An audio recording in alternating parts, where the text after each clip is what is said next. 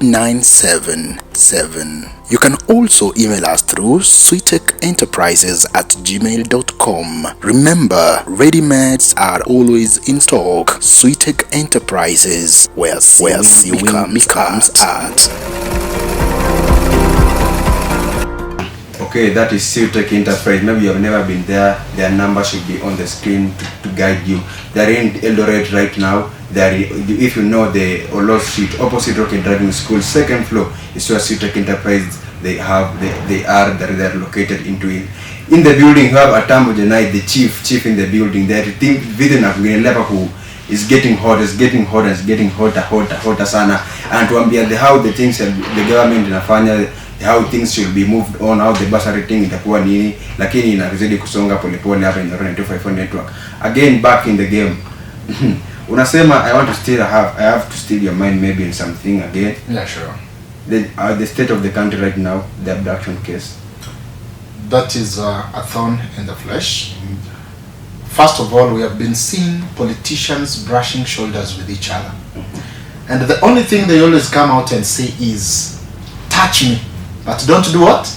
Don't touch my children. How special are your children from those children that you are abducting?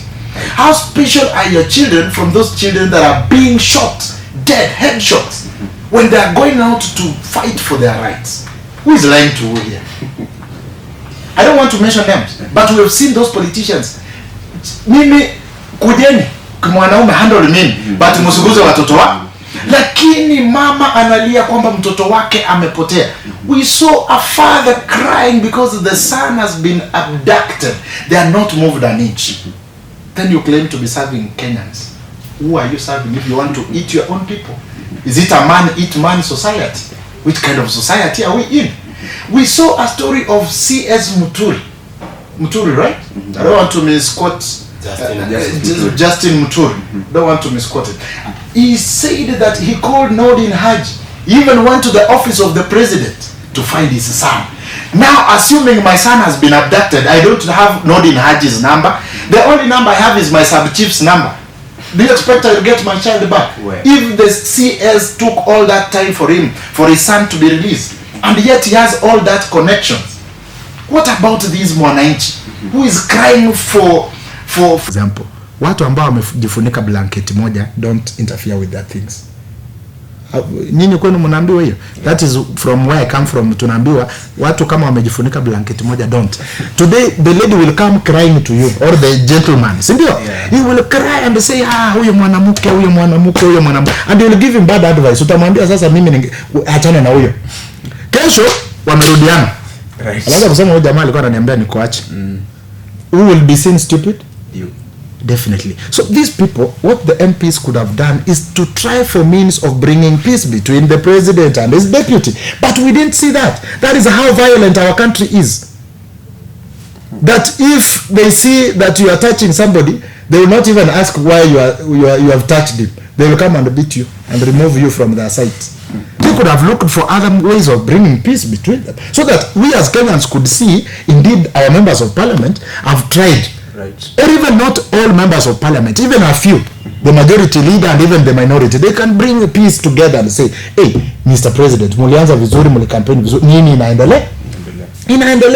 But now taking an initiative of impeaching a deputy president, according to me, was not a good move. Maybe they had their own political moves. That's why I'm saying that we are served by a country where most leaders are having self-interest. Wako na ubinafsi wa hali ya juu, because they are seeing, how am I going to benefit? You know, let me tell you, by you praising the president and sabotaging somebody else is not giving you any fame. It is just confirming how you cannot stand where there is truth. Making a lot of noise during funerals, misquoting people, abusing people, your fellow leaders. We should not see that as a country. Right. We don't want to go back to what Silvanus Osoro and Simbarati were doing during a funeral. They want to exchange fists, and those are the leaders whom our children are looking up to. We don't want to get there. Yeah. We need leaders who know how to control their emotions. Right. Leaders who know how to conduct themselves in public, so that we can save the generations that are coming. Right. And speaking of the political tribalism, maybe political on tribal thing, do you think the tribalism thing gonna be end in Kenya? Tribalism is going to end, though it will take a lot of time. You know, these days we hear children are called Mark, James, so you may not even know where they're coming from. Yeah. Somebody is called Precious Patience, and the mother is Kikuyu. She's married to a Luo. A Makisi married to maybe a Kipsigis. A Kipsigis married to a Masai. So this culture of intermarriages, I really want to encourage it, and it's a good thing. It's one of the things that will end tribalism. That moment that our child does not recognize their tribe. But now when we go back to our cultures, I cannot stop teaching my children my mother tongue. I will not stop teaching my children their culture. So these are contradictory issues that we really need to figure out. How are we going to end this tribalism? And I say this kibarua, I want to leave it to watu wa kanisa, sindio? Walimu shuleni, that instill values. There is a way that you can grow. Of course, you are a typical Luo man, but you don't portray your Luoism from your speech, from your dress and other things. You see, I don't like hii mtu akisema eti baba akisema amesema. Baba akiniambia nifukuze bibi yangu, nitamfukuza. You know, that is primitivity. No, those are some of the things that we need to remove from our brains, right. From our mind, so that we are fresh and sober when we are making political decisions. When we are choosing our leaders, we are sober and fresh from tribalism. Are you saying that? That is the only way we can save our country, and the only way we can help each other. And we are looking forward to a government that is accountable to common mwananchi. I heard the president saying, oh, we will be accountable, oh, my government will be giving back on what they have performed. But when the youth went to the streets, most of them were killed. But what did they go to do? They went to look and say that reject this bill. Most of them were not armed. I saw a policeman beating a lady who was just seated outside parliament. Just seated, imagine. Na akakuja na rungu na akamtandika. These are things that are there kwa mtandao. So to me, I see that I think we need to go back. Reform. Start with the police. Reform those guys. So here, come to common mwananchi, reform those guys. Let us set a culture that is favorable to every individual. A culture that is not supporting tribalism. A culture like what Trump said, that is merit-based. That not because this is Eldoret, that you go to any office, all the top people there must be Kalenjin. You go there, 3/4 must be Kalenjin. We should not have such kind of a society. Let us have inclusivity. That you go to Mombasa, you find 50 Kalenjins and 30 Coastarians. You come to Asingishu, you find 50 Coastarians and 20 Kalenjins. Inclusivity, but all those should be based on merit. Si mutu wa lugha yangu. You go to big offices. I've visited some big offices, and you find people speaking mother tongue. That is weird. As a country, we should not head that direction. Yeah, sure. Maybe kidogo, before we wrap up the political story side kidogo, you have heard maybe the MPs, maybe the MP of Kapsaret, when he was talking about that hii Kenya mtu ajai rule for 5 years, when nani utoke kwa mamlaka. How do you take that case? You know, we have communication skills, and there is something we call qualities of a good communicator. And good communicators, first of all, they must be objective. Objectivity is very key. And when you're speaking something, you know, sometimes we misinterpret how we talk to our wives in the house, our children in the house, or our clansmen in the village, and how we address the common mwananchi or all Kenyans. You know, Kenyans have brains. Kenyans think, you know, in your house you can tell my eldest son is a D minus student, my second born is a D plain student, and my last born is the A student. Now when you want to misadvise your children, or you want to talk to them the way you want, you send away the A student because he might question your actions. Are you saying that? Then you address these ones and tell them now you need to do this and that. But this is a country where people are professors, people are very learned, people know what they are doing. Now when you're telling us that no president has ever served for 5 years, according to me and him, it is very true.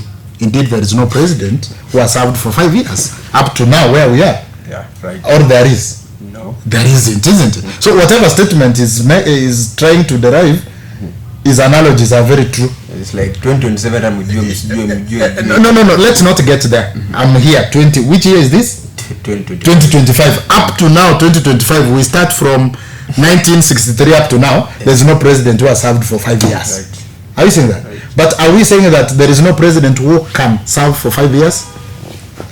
We should not say so, isn't it? Because we are not yet in 2027. So let it not be a miracle for us to have a president who is serving for 5 years, and let it not be because it's a culture that no president serves for 5 years. Whoever that drafted that constitution and said that a term takes 5 years was not stupid. Right. They were in their right thinking mind. So this issue of saying it's like they're trying to portray a message to the Mwananchi that you vote or you don't, we already have a plan. Right. But I want to assure Kenyans, from my own school of thought, I don't believe in rigging of elections in our country. I don't believe that. Personally, I said kwamba hii mind ni sisi tujibebea akili zetu, si ndio? Tusiwe na hizo fikira. Unajua ukiwa na fikira kwamba kura zinaibwa, hautaamuka kwenda kupiga hiyo kura, utakuwa unasema actually. So politicians want to sell that fear to the Mwananchi so that you don't go and vote because you are sure that hata nipige kura nisipige huyu atachukua. There's nothing like that. There's nothing like a system in Kenya. Trust me, your vote counts. Right. Your vote counts. And the plan right now is that 2027 tutakuwa na wale wanaitwa polling clerks ama wanaitwa nini? The clerks of agents. We will be telling wakihesabu kwa IBC pia sisi tuko na form 34A yetu tunahesabu so that we know. You know, Kenya is now connected. Mimi nakupigia job na kuambia huko Kisumu kura zimekuja aje. By jioni tuko na hesabu yetu tukingoja watuchanganye huko juu. Then they'll have to bring accountability because we really need a fair elections. You know, I was talking to a friend of mine today and I was asking myself, whoever that again drafted this constitution of ours, I need to correct something. The president should not be involved in anything dealing with IEBC. Not even any politician. That is an independent electoral and boundaries commission. But how is the president again the one to select a panel to go and do I don't know what? The president should not be involved because at the end of the day, I'm the president, you are my panel. Yes. Right. When you become my panel, I will tell you now mkienda huko niweke mtu fulani hapa. It is the truth that we cannot hide from. It is the truth that we cannot run away from. So I think we need to go back to our constitution and again and restructure a few things. Like a sitting politician, not even a president. Politicians should not be involved. Let's even get things kama easy AU, international bodies to come and look at a panel and get the panel and out of merit, that panel let them constitute that body. Why should the president be involved with IBC? And we claim it's an independent body. That is where again, I think experts out there who are watching me, please help me understand that because I think that is where we start sabotaging our electoral system. Ndio maana watu wanaamini kwamba kuna system. But I assure you Kenyans, there's no rigging. The leader you have in mind, go vote for them. Come 2027, it's not far. It is not far. But let's get sober leaders. Leaders who can transform. Leaders who mean what they say. Not leaders who only have propaganda. Right. Leaders who quote problems. I told people, my preferred candidate, and I want to just tell you, yes, my preferred candidate a few years ago was His Excellency Mr. Wajakoya. Are you seeing that?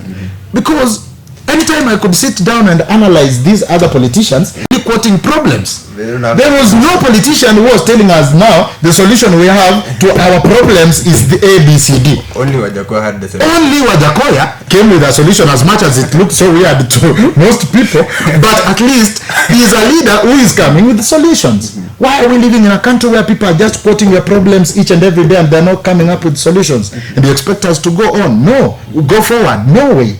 We need leaders who are coming up with solutions to our problems. People can argue and say, Ruto has brought Shah. I'm not criticizing the president. I'm just speaking the truth as it is. Right. We had an NHIF. People are not living outside. These houses, whatever you're talking about, we are not living outside. Are you seeing that? Right. The only thing I'm seeing that is being sabotaged is the education system. But now, without education in a country, what people would you be leading? The education system that Moi and Kibaki struggled to make sure that it is on its toes. So please, we need leaders who are coming up with solutions. And don't find me sleeping on a mattress that is 1 inch and bring me a 4-inch mattress, and yet sina sufuria ya kupika. I don't know whether you're getting it. I'm getting that. Don't come. Already I have this water. Now you want to bring a tank so that I can get more water in my house, and yet what I'm lacking is something else. I don't have where I can sleep. So give me first where I sleep before you add this. We had NHIF. Why should we rush to Shah? Are you seeing that? So let us not rush. Let us not rush. We could have tried this thing. System ya Shah hata juzi tu nimeona imeanza kulog in. I was trying to log in even to know how much I've paid. Nakato tu mshahara. So, but if you say that to people, they will say you are an enemy of progress. But that is the truth. Yeah. And then coming 2027, do you think we should sustain these people into power? Power in that for long. Since me, I was born, I've been hiding Raila since I was born. Since I was born, nimepata ule MP ule wangu tu ameniserve for that period hiyo refu. Do you think 2027 we need to do a change? I realized one thing from the Ruto's government, that one of the ways that you can sabotage the voice of the Mwananchi is to hold the parliament and pocket it, the Senate and pocket it. And when you do that, you realize that even the finance bill that was claimed to be rejected is at work as we speak. What? But nobody's asking any questions. These taxes you're seeing that are being imposed were already there. So that moment we have independent MPs, members of parliament. And please, our watu wa suti, you know, I think this is something yenye metuletea shida. Watu wa suti, not this suit, sio hii suti. Watu wa suti kwamba kuanzia juu kama ni UDA hadi chini, si ndio? Kama ni Azimio hadi chini. That is why we're getting it wrong. This leader will not have people who can advise him. Because already, mimi ni watu wa chama yake. What will you tell him? Nothing. But that moment, we have leaders from all other chamas. Inclusivity that I talked about. It becomes so easy for you to manage the head of state. Right. It becomes so easy for you to manage his actions. Because he knows, watu wangu, hii kitu itabidi wakiniambia ni no. But ukipata wewe uko na majority kwa parliament, na nimesema sha si sha itakuwa sha. Parliament wamepitisha mbio, Senate wamepitisha, koti wanakataa. Siku hizi tumeona viongozi wakubwa wana commit contempt of court. Viongozi wakubwa wale ambao wanafaa kuwa kielele, those ones who are supposed to be examples that we need to respect our courts, that is respecting the courts because of mamlaka. Sai koti ni summon mimi nikose kwenda. Si polisi watakuja wanitandike mateka hata before nifike huko nimekufa. Mbaya. But these big leaders who claim to the big G's, they are really defying the courts. They are disrespecting the courts, and nobody's talking about it. And we want to claim that our judiciary is independent. But again, I want to call upon the judiciary. That moment you start sweet talking with the government, with the executive, you get it wrong. Na kikiwaramba sasa mnarudi tena kwa wananchi. Tumekosewa. But juzi mmekuwa kwa gizani huko. Mnapigana hugs. So please, let us have an independent executive, legislature, and the judiciary. That is the only way that we can save our country. But without that, trust me, that moment the executive has pocketed the judiciary and the legislature, it will be so hard. Whoever that drafted that constitution again knew that the only way we can keep the executive at par is by having the legislature as independent and but siku hizi unaona president hadi ndiye ana control nani anafaa kuwe majority, wewe wekeni huyu minority, wekeni huyu speaker. I think we need to get somewhere. We need to change a few things from our constitution, all right? Yes, speakers are biased because ni wa first hand man wa president. President wacha tumwachie cabinet apambane nayo. Hizi vitu kama speaker, hata speaker watoe women rep tupigiane speaker kura. Of course. Tutajisaidia kama nchi. Yeah. Hey, naendelea hapa kuchemka na Orone 254 network, mambo inazidi kuchemka with Atambo Jannai the chief wenyewe. Lakini hata I think you should come in this show maybe other day, time. We will be having a lot to discuss about. I will be there. I want to still maybe your mind maybe on the press side, the freedom of press. Yeah. Do you think that the article 33-34 is working? When we're talking about the press freedom, one of the challenges that we are having is what we call censorship. And when we're talking about censorship, this is where those in government are trying to control, to alter,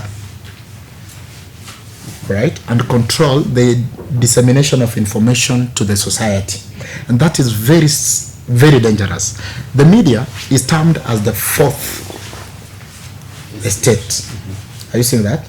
That after the executive, the judiciary, and the legislature, we should also have the press that is there to oversee what all these other arms of government are doing. So this fourth estate, that moment you sabotage it, that moment you start bringing a lot of censorship, you are limiting the information that is reaching to people. And trust to me, it is not only affecting the society, it is also affecting you as the government. Are you seeing that? Assume the government that is running without knowing what is happening to the people that they are running or they are governing. That will be a blind government.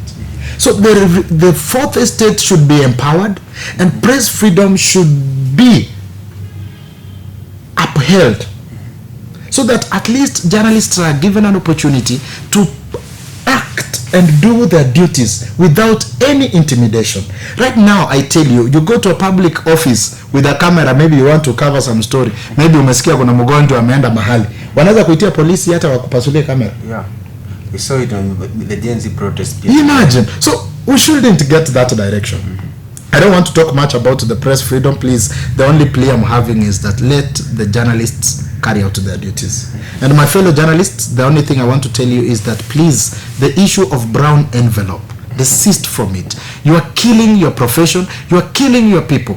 Trust me, that moment you kill a story, a very serious story that is touching on a society, you are killing the people there.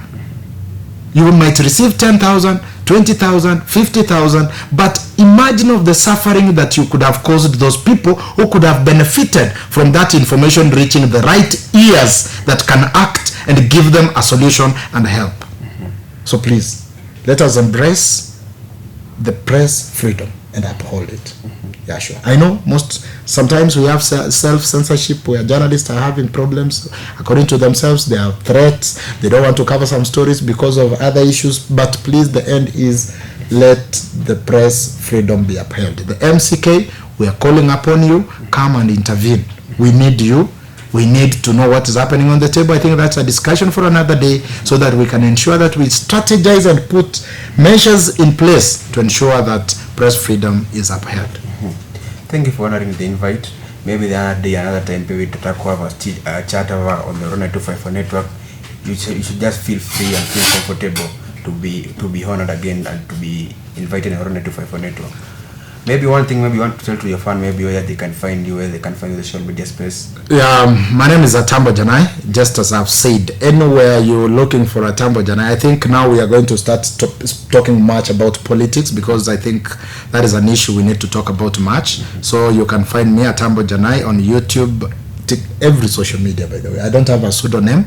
My name is just ATAMBO JANNAI anywhere and anytime. I do counseling. In case you're feeling low, you need somebody to counsel you, I do that. I'm also a God-fearing man. I love God a lot, because we believe that if you want to be strong, you have to walk with God. Right. Or else you'll be very weak. You might have muscles, look energetic and gigantic, but without God you'll be so weak in this world. Right. So we walk with God so that we can be strong. Yeah, sure. That's from ATAMBO JANNAI Chief mwenyewe in the building. I hope you have been inspired, you have been motivated, you have been intrigued. Your mind sometimes, najua sahi mambo kwa hapo unafikiria ni hivi ama si hivi, but you have just been, kama hujaandika kitu, huja take anything on your note, should be serious. See you in the next episode. See you, Tavs.